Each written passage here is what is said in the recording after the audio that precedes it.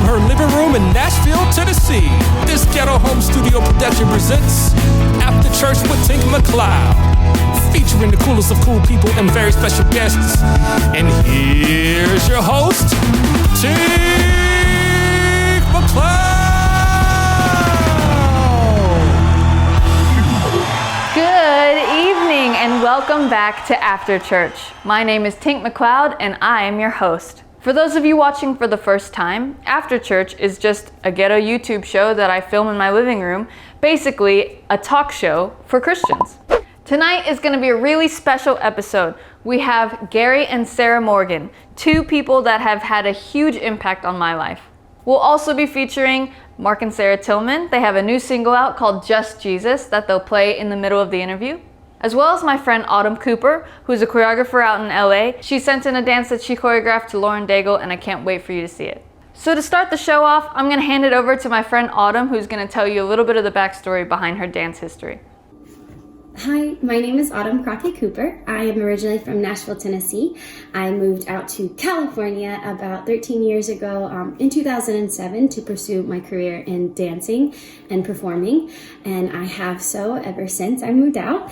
So I'm really fortunate to do what I love to do as a career. I've had so many amazing experiences in this industry and not so good ones. One of my most amazing ones was probably being on tour with the Broadway musical Wicked, which I did for 2 years. I think the hardest part was being away from my husband and my dogs here in California. It gets tough. I think the hardest thing about being in this industry is probably the rejection as well, because you could be told 9 times no, but that one yes will be worth it all. This piece actually you're getting ready to see is something I choreographed to when this song originally first came out, and I was actually on tour with the musical Wicked at the time, and I was kind of going through, I had already been on tour for a little over a year and a half, and I was coming to terms with the fact that I was going to be ending my tour probably soon because I was ready to be home. And so I was in between heartbreak and excitement because I was going for a new adventure, coming home and seeing what was going to happen next, and then also battling leaving something I loved so much, and then a family I connected to. This song definitely means a lot to me, and it definitely touches my soul. And the reason I love dancing so much is I'm not very good with words, one, and so the fact that I can express how I feel through my art and movement is really a true blessing, and I'm so thankful that I'm able to do what I love every day, and God has given me this gift, and I don't know where I would be without it. So I hope you guys enjoy, and thank you guys so much. I hear you whisper you have nothing left. I will send out an army to find you in the middle of the darkest night. It's true, I will rescue you.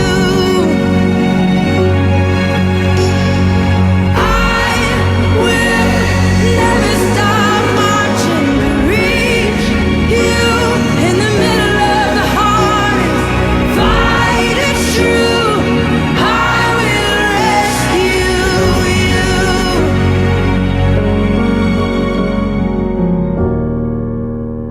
Oh, I will rescue you.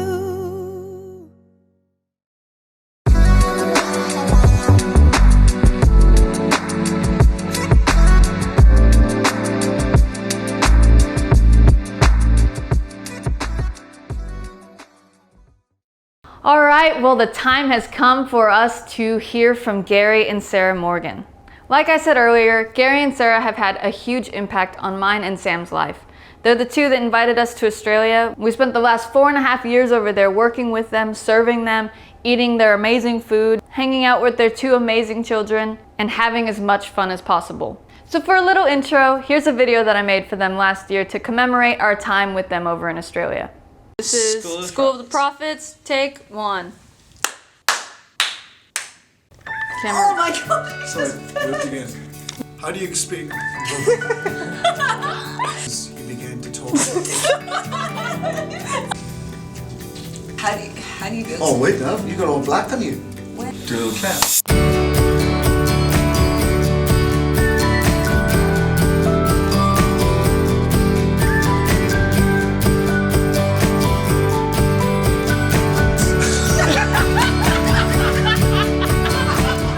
Hey guys, welcome to School of Prophets 2016. Gary and I are so excited to have you guys join us for the trial year of School of Prophets online. Hi, I'm Sam. This is my wife, Tink. How this is going to work is I'm going to read the question, and then one of them will answer it. One of them and me, but I'll need a second after I read it, okay? I feel like Britney Spears. I'm like, Sam and Tink, Lord, as they minister to us tonight, Lord, we thank you for the gold that they are, and we thank you for the gold that they have.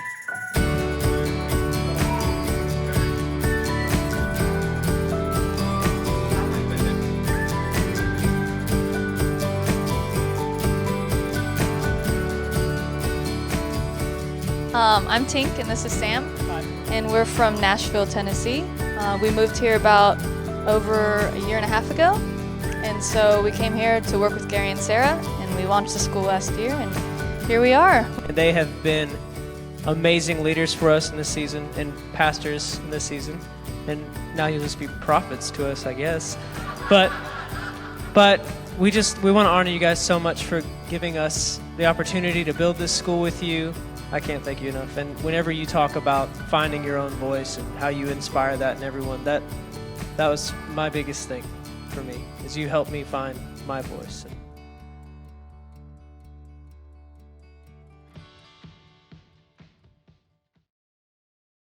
Well, again, thank you so much for doing this. We had some great times over there, right? Come on. Absolutely. Best. All right, ready? Rapid fire questions. Go. What's your favorite food? Food. Asian infusion. What's your favorite dish to cook? Lamb roast. What's your favorite city you've ever traveled to? I don't know. Hoi An? Hoi An in Vietnam. Yeah, it's a I tough. don't know. It's a tough one. There's too many. For me, honestly, Melbourne is my favorite city, even when we come back home. So, it's, even though we live here, there's not a true. city like it. So, yeah, I would say Melbourne. Favorite clothing brand? G-Star Raw. To Cuba. Oh, and I love Ralph Lauren as well. So, the polo stuff. Who's your favorite musician? Oh. Has to be Tower of Power. Get the funk going. Definitely Tower of Power. What is hip? What an opening. 16ths on the bass. We should get any of your listeners who are bassists to send in some covers of them doing What is Hip. Sarah, who's your favorite musician? Don't know. You're always playing Laura Diggle or whatever it is. Is it Diggle? Laura Diggle? No, it's Lauren Daigle. Diggle. What's the craziest ministry story? Go. You tell yours. So we were in a church and we got a call to say that this boy had been hit by a truck while skateboarding and he was rushed to the hospital. And, they asked us would we go and pray for him. He had swollen brain, he's on, critical. And so we went to the hospital. And as we got to the hospital, we sort of met the pastors and stuff like that. And as we're walking into the sort of ward area, there's a sort of prayer chapel on the side. As I'm standing there, the room just closes and it feels like I'm about to faint. But as the room closes, the room closes, then opens up and I'm in heaven. And I'm sitting with the Father and all of a sudden I see this boy coming towards like where me and the Father are sitting. And I just hear the Father say, "What are you doing here? It's not your time. Get back into your destiny." And all of a sudden I come to and I'm on the floor. And so I had passed out. And I came around and sort of shared what I said. And, listen, this boy isn't going to die. I just heard the Father say it's time for him to get back into his destiny. And so we had prayed and then we left. Well, we find out this boy had started doing paradiddles. He was a drummer, started doing paradiddles on his chest. And within, another day, then something else happened. So on the third day, he wakes up, he comes out of whatever he's in and wakes up, and the first thing he says is, "Where's the Welshman?" And his father's like, "What?" He said, I saw the Welshman in my dream, and this is what he said: "It's not my time, get back in your destiny." And so, oh man, I got goosebumps. And so all of a sudden, like from there, like he makes a miraculous recovery. Yeah. He was told that, he would be brain damaged and stuff like that. And, it was just crazy.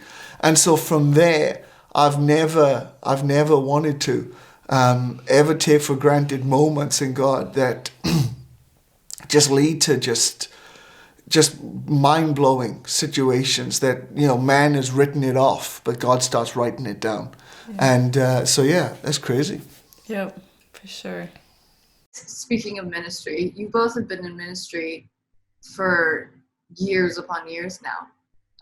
Sarah, you started in ministry when you were 16? 17. 17 was when I left 17. home, but I was always in ministry and church and stuff growing up from about the age of 13. Yeah. So you left home to go on the road doing ministry, or what were you? Yeah, it was a thing called Apostolic Team Ministries, which no longer exists now, but it was actually based out of Tampa Bay, Florida.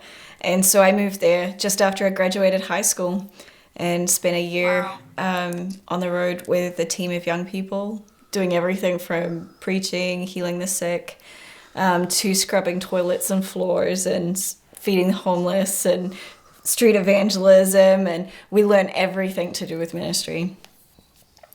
And the pretty parts. Such a young age. Yeah, the pretty parts and the not so pretty parts. 17. Gary, when did you start doing ministry? Probably pretty much from 18 onwards. That's when went to South Africa. God changed my life there. I came back, planted a school of prophets. And then really just saw God do some incredible things, help plant a church, and then found myself in America in 2005, speaking at a conference, and that's when I met Sarah. And so, it's just crazy. And then from there, it's a whole story that God continues to unfold and continues to show Himself faithful in. And it's been an incredible journey. It feels like 5 minutes and it feels like 50 years, but it's only been 22. Yeah. So. But I think one of the best stories is how you guys met. So would you guys mind telling that story? Sure, but tell them about what happened before we actually met for your side of the story. Yeah. So before we met, I go to the airport and all of a sudden I jump. I get to the desk and check in and. The person's like, "Oh, sir, here's your seat number." I'm like, this is incredible. 50 something. I'm like, it must be phenomenal seat. Well, I didn't realize that seat was right at the back. And so it was the one before the toilets, right at the back of this plane. And so I'm sitting there and I'm like, okay, at least I've got an aisle seat. And so I'm sitting there and all of a sudden this girl comes down the aisle with these hot pants on and hoodie. And I'm thinking, flipping, stroll on, what the heck? Like, have some decency, love, we're on a plane here. And so all of a sudden, I'm sitting there and she's standing right there and she literally takes the hoodie off and she's got this bikini on. And I'm thinking, flipping, stroll on. Like, she's not a small girl. And so I'm like dead on looking. Because, no one's Teflon coated. I'm thinking, good Lord, I'm being defiled here. So I stare at this guy. I'm like locked onto this guy. He's looking at me thinking I'm staring at him. So all of a sudden, I've just got the assumption of defilement, the actual defilement, and I'm like, I can't win. And so I'm like, flipping, so Lord, what am I going to do? So I'm just sitting there. I'm like, Lord, I just command this plane to get cold in Jesus' name. So as we taxi and going to take off, the plane just goes super cold. And so she presses the bell and asks for a blanket.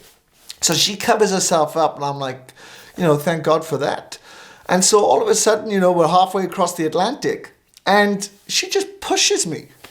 And so I'm trying to watch something and she pushes me and she goes, "So where are you off to?"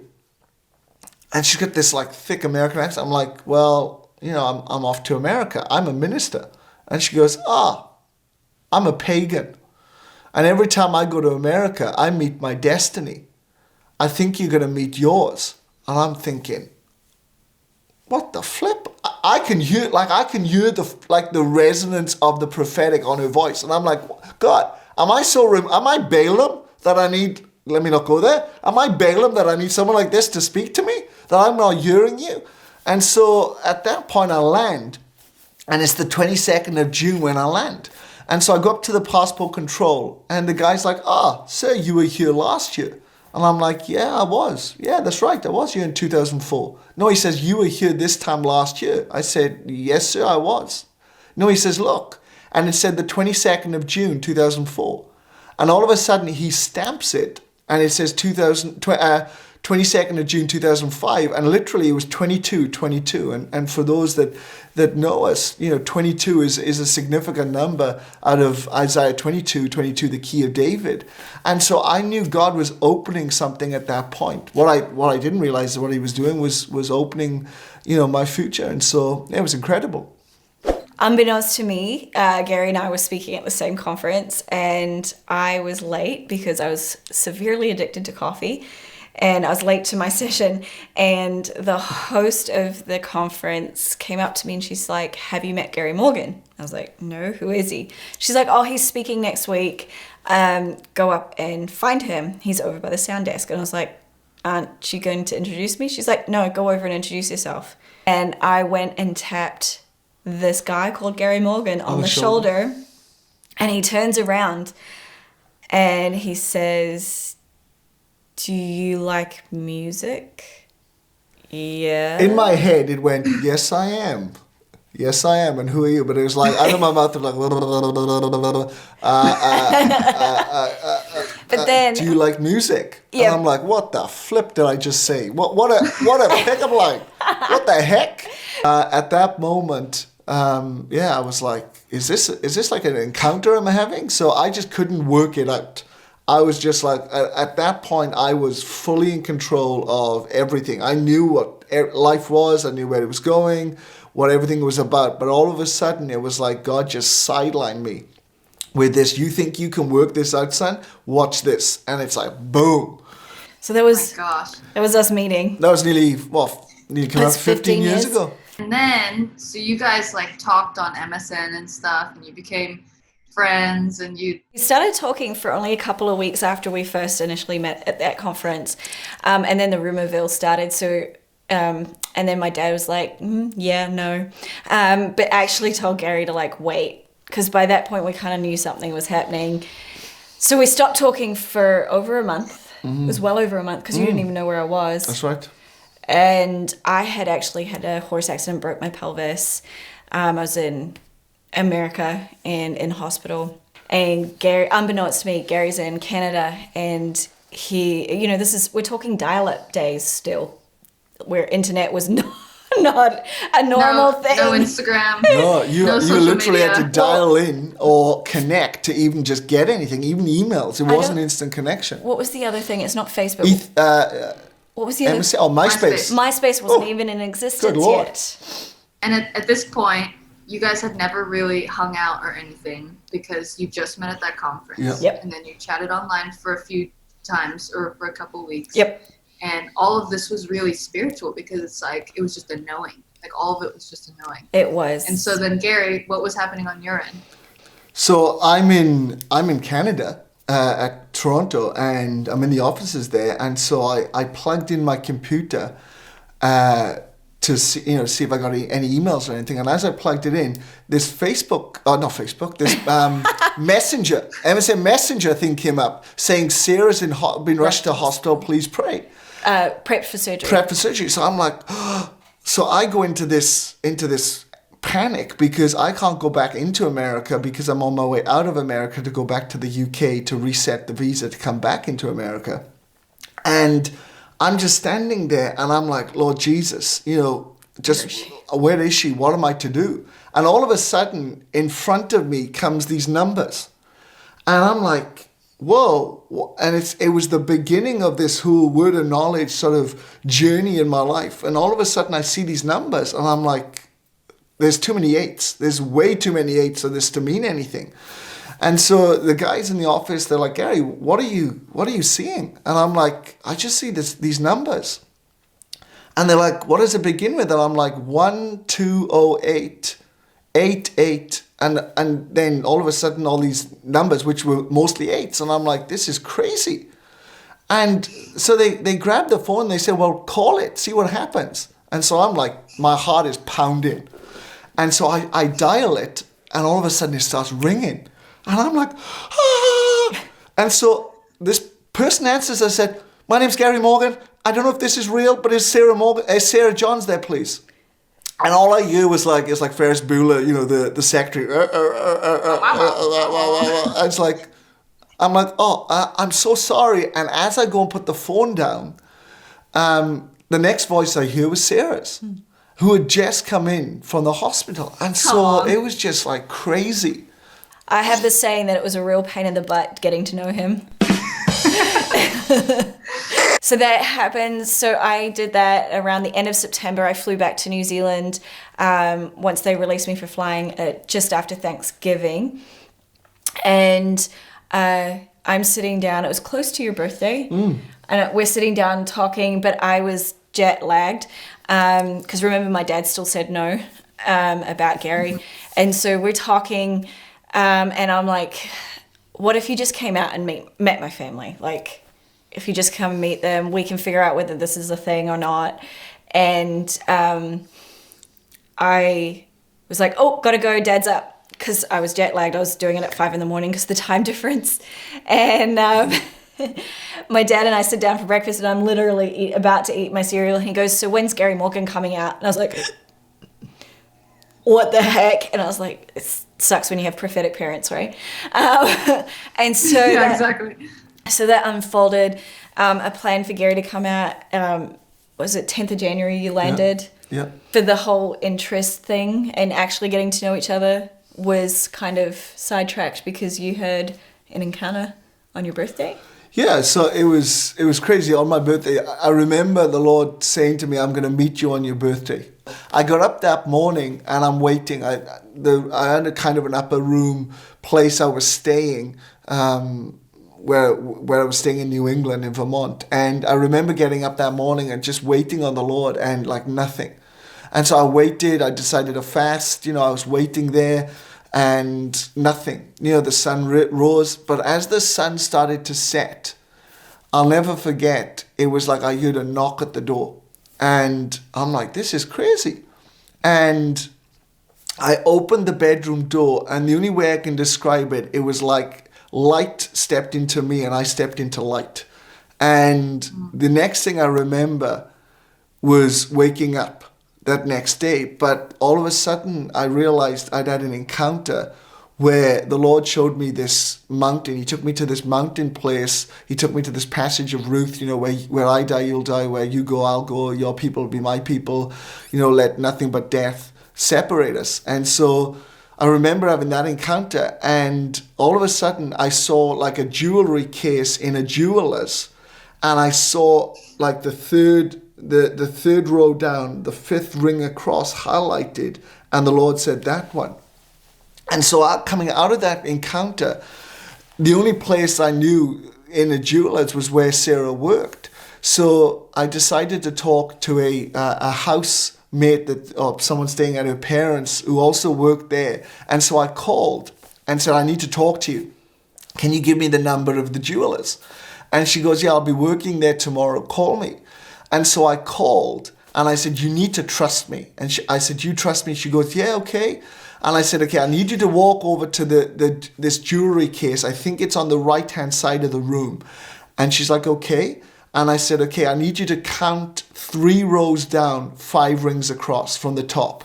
And she goes, okay. I said, you'll see a ring and it's shaped like one claw going one way, one claw going the other, and it's like got maybe a half carat, if not a carat diamond in the middle.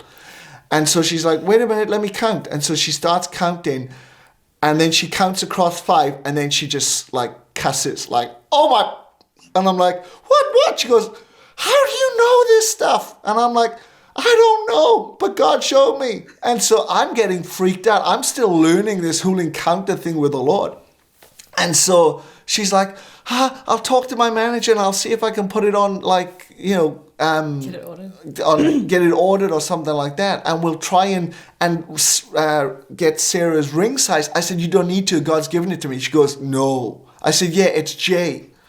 And she goes, no way is it J. So she goes, we're going to like try and size it. So every time they went, like they were playing along with Sarah and they would put a ring on and it would be K. Or they put another one on and it would be H. Or they would be I. It was never J. Never J. And I said to them, I don't care what you do, you order that thing as J. The Lord showed me. And so when it come then to actually asking her to marry me, that ring just slipped straight on. And it was crazy. Yeah. So we'll give you the rest of the story condensed. Yeah. So he flew out 10th of January. 22nd of January, he proposes. 6th of February, we get married. 14th of February, we fly to be in our first conference together. And we adjust, because I had an itinerary set up for the first half of the year, and so did he. And so we kind of just mishmashed it together and traveled. And then we found ourselves in the first conference in Florida with Heidi Baker, who gives us this whole prophetic word about how God's calling us to wake up the Western church. And it was all connected with something that happened with her. But she'd give us this whole prophetic word of God's calling you to wake up the Western church because they're drowning in the very things they're filling themselves with. And it just set us on this course of really God's called us to wake up. That it's really tied in with the whole Lazarus thing of, the church isn't dead, it's just sleeping. And you've got to go and wake it up. And so that's really been our heart for so long is just seeing a waking up of people who are dormant or asleep in their gifting or asleep in their destiny or even promises over people's lives. And that's why I think I love about the prophetic is the prophetic becomes the alarm clock of activation, of just waking up people who may be dormant or asleep in their promises or what's happening on their life. So, yeah. So that's our story.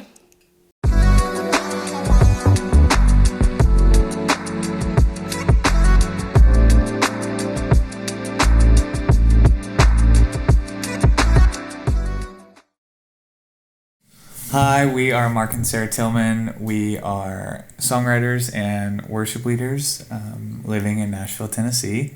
And we are showing you guys a brand new song of ours called Just Jesus. Yeah, that we just released 2 weeks ago, and we are so excited to sing it for you guys. Basically, a little snapshot of the song. The heart behind it is really just laying down your full, wholehearted yes to Jesus and having him exalted above everything. So we're so excited to sing it for you guys. Yeah.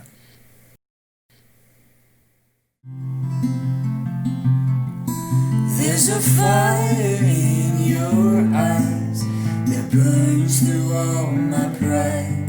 There's an altar in your hands for the laying down of my plans. Here I am now, and all of me bows. Simply and only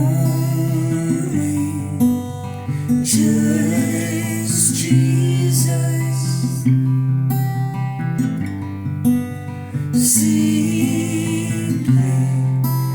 and only just Jesus. There's a whisper in your voice that cuts through all the noise. There's a song inside your heart that tears every lie apart. Here I am now, and all of me bows. Simply and only just Jesus.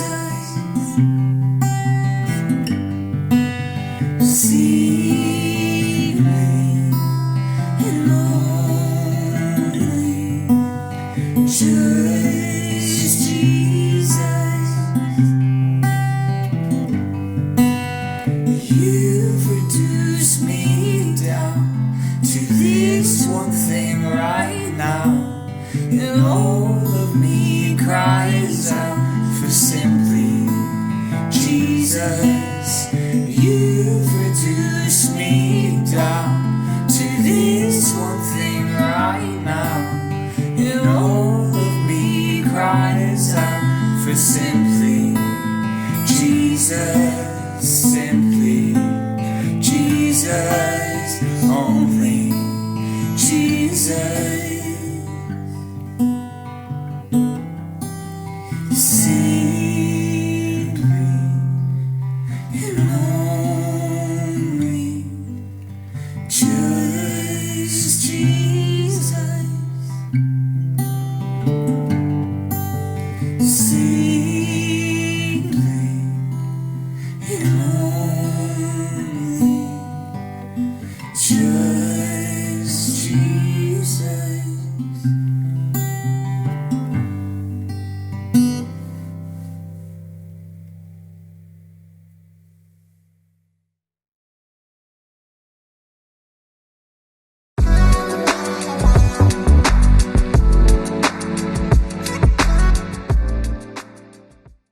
How would you describe, because I think when people would hear these stories, they'll hear that kind of story and it won't register to them that it's real, like that kind of thing would make sense. How would you explain this type of supernatural living to someone that's so new to this kind of culture and atmosphere, It's really what Jesus says, that to see the kingdom, you've got to be childlike. And that's how we've always positioned ourselves, of just being childlike, of never turning our wow into a how. And so, it's always keeping the wonder and never trying to work it out or trying to, make it understandable in that sort of sense of sometimes a mystery has to remain a mystery. I think we lose sight of the supernatural when we try and work it out, or we get suspicious, or we get into a place of dismissal. Oh, that can't be God. When time and time again, God continually, there's things that happen that, no one knows about, but, they happen on a daily basis. And, it's really keeping the wonder in the little, them God-accidental times when, you think, oh God, that could only have been you. Wow, I can't believe that. And so just being aware of them, I think people are looking for the big fireworks, or they're looking for the wow, moments, but it's actually the little things that actually lead to them. Yeah, I think too, it was just actually, like Gary is saying, is like it was actually a lot of little things that actually, when you put it all together, it sounds like an extravagant, crazy supernatural story, and it is for sure. But it was like God just took our steps at each moment. He met us at each moment. Yeah. And I think we were surrounded with some amazing people at that time that really helped navigate that season to a place of in a healthy way. But I think at the end of the day, it was like God actually invited both of us to really choose each other still. Even though we could see and experience all the supernatural confirmation and everything like that, I think at the end of the day, we still chose each other, and we still chose to love each other through the thick and thin. So if we didn't come to that space, I don't think we would have lasted through some of the really hard stuff that we've experienced through just life and marriage and, just what happens in daily life. Yeah, I think that's a great point. I think it's choice. And I think choosing to live a supernaturally aware life is a choice. You've got to choose that. I think, it's like Moses in the back end of the desert. Burning bushes were, dime a dozen. And I think that's what people don't understand. Bushes burned. Otherwise, you wouldn't say, how is this bush burning but isn't consumed? And because, so Moses every day saw burning bushes. But it was his choice to actually turn aside and say, actually, this is something different. I'm actually going to choose to acknowledge. I'm going to choose to turn aside. I'm going to choose to focus and actually be aware of this. And I think awareness is a choice every day. Yeah. I think people just go about life sometimes and, they don't stop to smell the roses. They don't stop to ask the question. And I think that's one of the things I think people are afraid of in these days, is to ask the question, is that you, God? because they're afraid, like, oh my gosh, am I going to deny God? Am I going to blaspheme the Holy Spirit if I just ask the question? But it's for me, it's just asking the question, hey God, are you in this? And I remember one time God did something, and I remember just making this phrase, God, you did that on purpose, didn't you? And I remember so clearly hearing, he said, Gary, I didn't do that on purpose, I did that for purpose. And so you realize there's things that God does in our life, and they're just for purpose. It's so amazing to hear how you guys say that it's choice and childlikeness, because I think that kind of stuff happens to people every day, where it's like, I feel something on this, but I'm not sure. Mm-hmm. So then they just ignore it. Yeah. But I think childlikeness is actually just making the choice to believe that it's real. You guys teach people that so well. I mean, our minds were blown being around you guys. Like literally every day it was like just little things, like Sarah especially, like little things you'd be like, yeah, but can't God do bigger than that? I'd be like, oh, you're right. Like I shouldn't put God in a box. Speaking of how you guys empower people and disciple people, tell me about the school. The School of Prophets was a dream becoming true when we sat, and when I say we, Sarah and I, you and Sam, sat around a table one day, and you asked the question, and the question you asked was, what is in your hearts? What is something, if nothing was impossible, what do you do? And we just literally opened our hearts and began just to share what was in it. And I remember you just turning around, Tink, and going, well, let's do it. And I'm thinking, what? There's no way.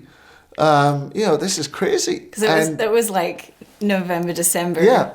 November, December of 2015. And you're like, no, we can do this. Let's do it.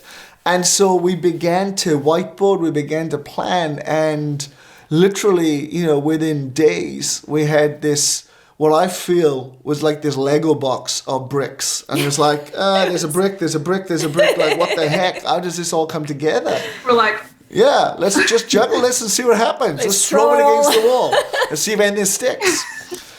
And so we decided to put this curriculum together. And so I drew on some of my experience from having a school in Wales. Sarah drew on experience from, doing the discipleship course. You guys drew on the experience you had with School of Supernatural Life. And it was kind of like all these ingredients came together. And, we contacted people we knew, and all of a sudden we were legit because we had this logo, and then we got a website, and then, we got this and that. And all of a sudden it's like, okay, is anyone going to sign up? And then the Lord spoke to us about taking it online. Mm-hmm. And it was like, this is impossible. As soon as we said yes to that, it's like the floodgates opened. So yeah, we ended up then with 50 people in-house and then 50 people online. Yep, it was. And it was like, where did all these people come from? And it's just been a story of continual transformation where people are, like even last night, we heard a testimony. This is our 5th year, and this woman said, for the first time in her life, she enjoys being alive. Set free from depression. She's set free from years of depression. Yeah. She is smiling, she's dancing, and for the first time in her life, she's actually enjoys being alive. It is an amazing privilege to be able to teach and be a part of people's journey in the 8 months of the school that we do. And just to watch how Father, like people come to the school thinking they're going to learn how to prophesy. And yes, you absolutely do. And you grow in the prophetic, even if you're experienced in the prophetic. But it is just such a personal journey with the Father that everybody goes through, and they are all transformed. And it's such a shocking process for so many of our students. But the breakthroughs they get that they would never have imagined any other way, but it comes out of that space of setting that time aside for growing and learning, and yet God trumps them. He does exceedingly abundantly above all that they could ask or imagine every single time. And it's addictive. It is. What's so cool about the origin of the story is it really shows a childlikeness, because when we were in the beginning stages of it, when the online thing was brought to the table, that was where you guys were just like, yeah, let's do it. And me and Sam were like, really? I don't know. I don't think we could do this. Like, we don't know what we're doing. And you guys were like, God knows what he's doing. We're going to do it. We'll figure it out. And now, like, look at where you guys are at now today. I mean, you're doing everything online. Like, tell me about it. We didn't realize how well God actually equipped us for this season. It was very stressful, but it was like overnight. We set up our front room as a studio, and we brought all of our equipment from school home. But majority of our school, aside from our in-house, is already kind of online anyway. And then you spend hours and hours and hours learning Zoom. Yeah, I would watch like YouTube after YouTube on Zoom and all the different equipment and all the, you know, all that kind of how-to. And really, I think this is another lesson in hearing not just the Holy Spirit, but also listening to your wife. Is even last year, Sarah's like, honey, we need to establish a studio in the front room. And I'm like, yeah, okay, that'll be good. You know, one day we'll get to it. And so she's like, no, we need to. And I'm like, yeah, we'll get to it. And all of a sudden, like when COVID hit, it's like boom. So we brought all the equipment home, and we didn't realize actually even all the different things that we set up in setting up the school, like even what Sam was involved in and his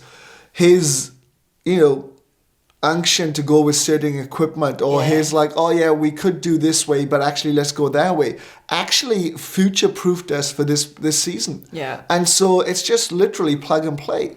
And so, with the whole black magic and it's, you can't even use that sometimes around evangelicals. It's like, what equipment do you use to do your school? Well, we use black magic. And I'm like, what? We don't want to be part of that school. If you don't understand. If you don't understand equipment, people think we're into witchcraft. And so it's just been a real joy of actually realizing how if you posture yourself as a learner when things happen, then you'll begin to lead. If you think you can just lead when God changes a season, you'll be forced to become a learner. And so I just keep hearing the Lord saying for this season particularly, just keep learning. Humble yourself and keep learning. Keep going back to that place of learning, because when the season changes again, you'll find yourself leading. So I think it's key. What would you say is like the high of being a prophetic leader? Being a prophetic kind of pioneer, and what would you say is like the low or the challenge of being someone that is seen as a prophetic leader?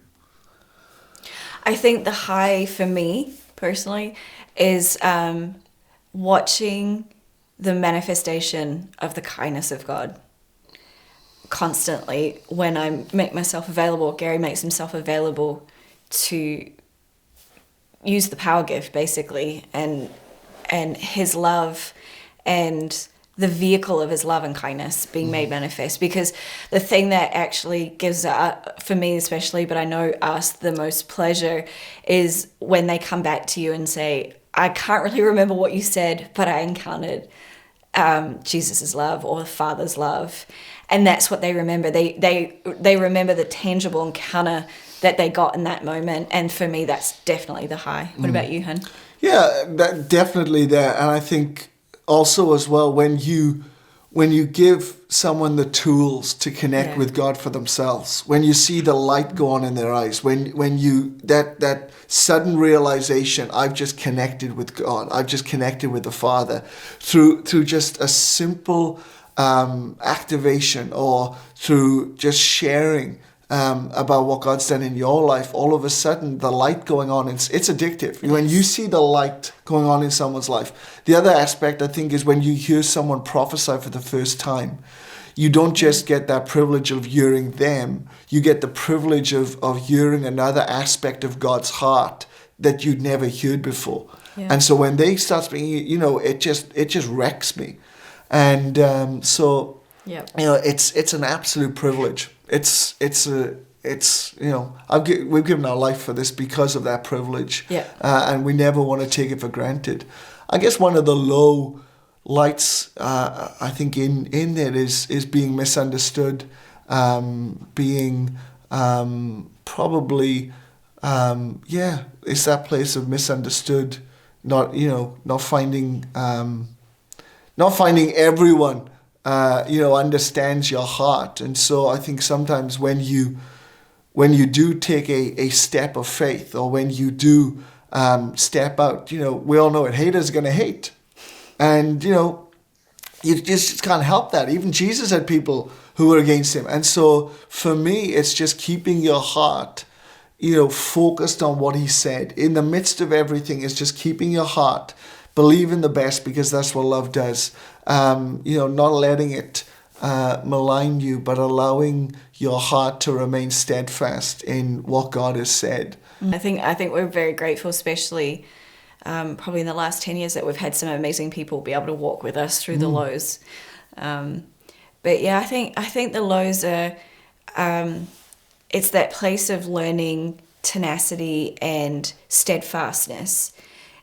Because we are so future orientated, or the next thing, or whatever the Lord is actually doing and saying, we kind of sometimes can get quick to be disillusioned and disappointed, or our expectations aren't met because it's not the way we thought it was going to happen.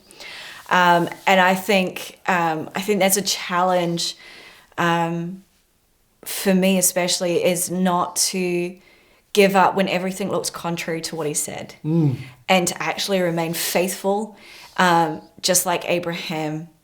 And we look at Abraham and we know how, what we would say is he's not actually that faithful, because he tried to do it in his own strength so many times. But even when we think we're failing and that we're not actually believing in him and his promises, and that what we feel are our low places, that he actually sees that journey so differently. And that even in those low places, I still judge him faithful, even if I'm not feeling it and seeing it. And I think those low places for me are like, sometimes we just want things to hurry up, and I want you to meet my expectation, rather than allowing God to actually just do it in his way and his timing. So Beautiful. Why do you think it's important for people to understand the prophetic, especially like in this day and age? Why is the prophetic so valuable to the body of Christ? I think for me, the prophetic enables us to get to know a part of the heart of the Father that we wouldn't actually get to know any other way. And when you're getting to know someone, you often get to know them around doing stuff together. And for me, I feel like he's given us this gift that leads us into a place of intimacy, because we actually can't do it ourselves. And we can't make the stuff up. And I feel like it's like one of those dad activities that we get to do, to be able to display Christ in a way that is completely supernatural, but it invites us into a place of intimacy that we don't get in any other way. And I think, too, when it says, my sheep know my voice, it's that space of, we think prophetic is for other people, but it's actually for ourselves first, is knowing his voice first. We're all prophetic, whether we prophesy over somebody or not. My sheep hear my voice, and that is I think that keeps us on the straight and narrow, of knowing when he's really speaking, and that place of relationship and intimacy. I think the importance is to, in this day and age, particularly, the prophetic gives us the God option. It gives us his heart's perspective on something, and even on someone. The prophetic gives a perspective that's heavenly, not earthly. Yeah. The prophetic isn't a gift for others first, it's a gift unto us first. And so we get to hear God for ourselves, because you can't give what you haven't got. And it grieves me when people want to get into prophetic ministry and they hear so well for others, but they can't hear for themselves. Yeah. And that's why, we started the school, because we want to see a company of people raised up who can hear God for themselves. And out of the overflow of that, they can hear for others. Yeah. And so it's having that connection with God for themselves first. And that's why I think the prophetic is so key in this day, is because when you're presented with situations and circumstances, you get to hear God's perspective. You get to hear Jesus' testimony about that and get to act. Yeah, I just love the redemptive nature of God's perspective. And it's so different, because oftentimes we think we have the answers of any given situation, but more often than not, it's not redemptive in its nature. and for God, for God works everything to good for those who love him and called according to his purposes. And until we can step into what he sees about something, we can't align ourselves into that promise. What are you dreaming about for, corporately for the world? What do you guys dream about seeing for the church and stuff? I want to see people prosper. I want to see, as John says, brethren, I pray that you prosper in all things, even as your soul prospers. So I'm not just talking materially. For me, I want to see families. I want to see businesses. I want to see, government, education, the spheres of society prosper. And so, but it comes from that place. And so I'm continually going back to Ezekiel where the river was coming out of the temple. Yeah. And so, God, what is coming out of the church right now that is changing? And this is what I love. The further away the river was, it says that the deeper the prophet got.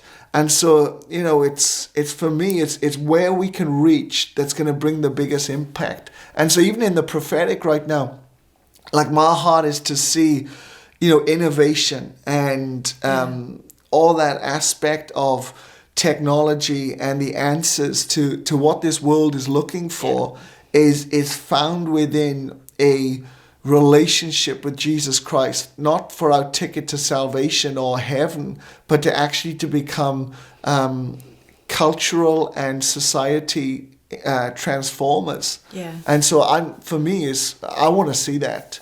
I want to see that in us, but I want to see that in the world. Is that whatever God's is doing through this COVID time, God didn't send this virus, but He's going to use it. And so whatever is in this moment right now of us slowing down, taking time, there's a new wineskin. It's a new era. It's a brand new time we're in right now. And sometimes you've just got to lay down things that were in an old season to pick up what God's doing in this season.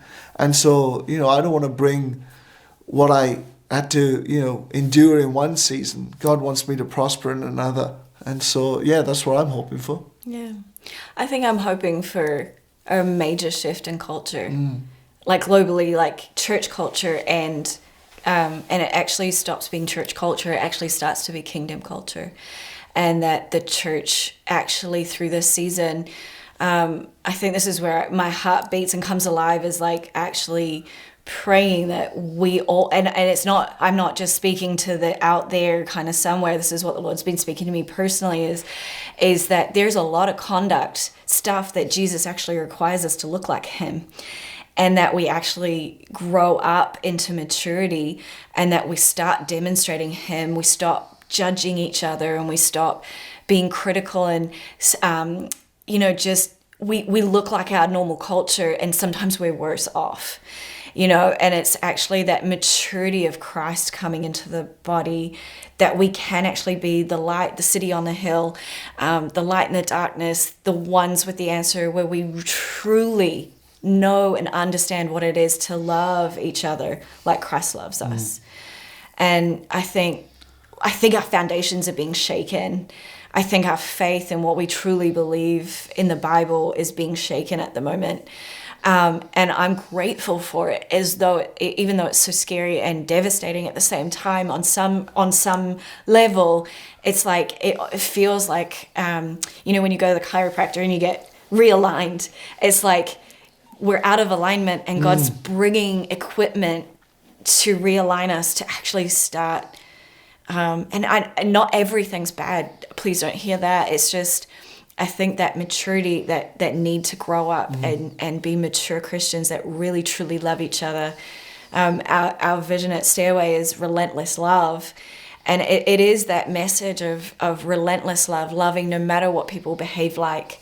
Obviously not permissioning the behavior, but it's like actually let's bring freedom, let's bring love and keep loving until people start asking why, and that's where the salvation message really comes in, is like, why do you guys love each other? Why do you guys help each other? Why do you love me? Like, I'm not worth it. Yeah. But that's where we get to say, hey, you are worth it, because actually I don't determine your worth. I don't determine you're deserving of honor. He did, and he died for you.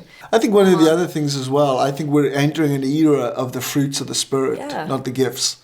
And I think we've been so gift-orientated that, you know, one of the things I recognize when Jesus sent his disciples out, he didn't send them out. The commission wasn't a commission of gift. It was a commission of fruit. He said, my peace, when you go, you know, my peace, I give you my peace, you know, I leave you. Now, when you go into a town, speak peace. He didn't say prophesy. He didn't say heal the sick. Wow. He said speak peace. Yeah. And so it was this like speak peace. So it's release the fruit that's going to cause everything else to come up, to manifest. And this is one of the things I think we've missed is God is calling us to be not peacekeepers, but peacemakers. And this is one of the key places is I think this is the church is going to be known in this era for the fruit, not the gifts. And so, you know, when all of a sudden everything's shut down, you know, where do we find ourselves? At home. And so, you know, Tobias, you know, I'm not gonna grow my family. I'm not gonna impact my family through my prophetic gifting. I'm not gonna impact my family through healing. But I am gonna impact my family through kindness, through gentleness, through faithfulness, through, you know, all these love, peace, patience, all these fruits are what is gonna build people in this season. And so that's why I think this is a season of fruits more than it's a season of gifts. So would you guys mind sharing like an activation that could help people to practically, you know, release the kingdom? Yeah, absolutely, Tink. I think, you know, I'd just love to encourage those watching or listening to just grab a piece of paper and a pen and to just write on the top, Jesus, what is your favorite thing about me? And just to write that question and then to close your eyes and just ask, Jesus, what is your favorite thing about me? And the first thing you hear, just write it down. Just write that down. You know, it doesn't have to be a book. It doesn't have to be, you know, a manuscript. It can be just a sentence. It could be just one word, but just write it down. The first thing you get, the first thing you hear, the first thing you see. Many of us, you know, receive in different ways. And then the next question is, why? Why do you love that about me? And the first thing you get, just write it down. And you might feel silly and you might feel like, oh my gosh, that's so elementary. I feel like a child. Well, remember, we access the kingdom through childlikeness.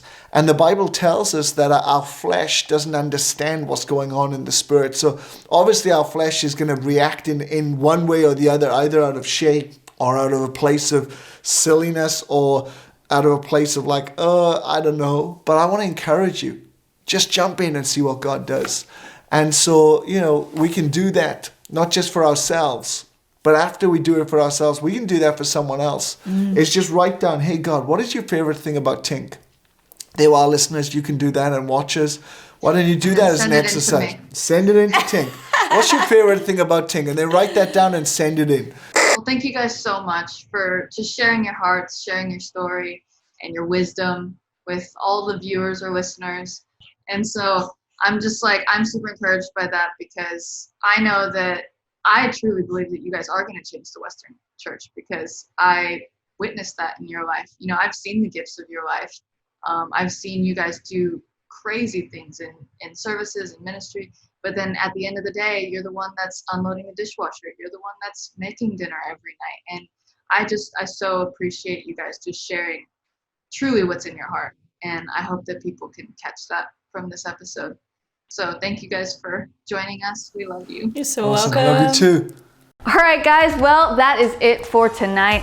I hope that you enjoyed the episode. I know that I did. Gary and Sarah are some of the coolest people ever. Please make sure to check them out at schoolofprophets.org.au and follow them on all social media. Well, I'll see you guys in a couple weeks for the next episode. It's going to be a really great one. Don't forget to subscribe to the YouTube channel, ring that bell, do whatever you need to do to keep up with us. And for now, enjoy this challenge accepted from Tavis Wardlaw. See you next time. Hey Sam and Tink, missing you guys heaps. Gary, challenge accepted, mate. Here's a little snippet from this Tower of Power classic.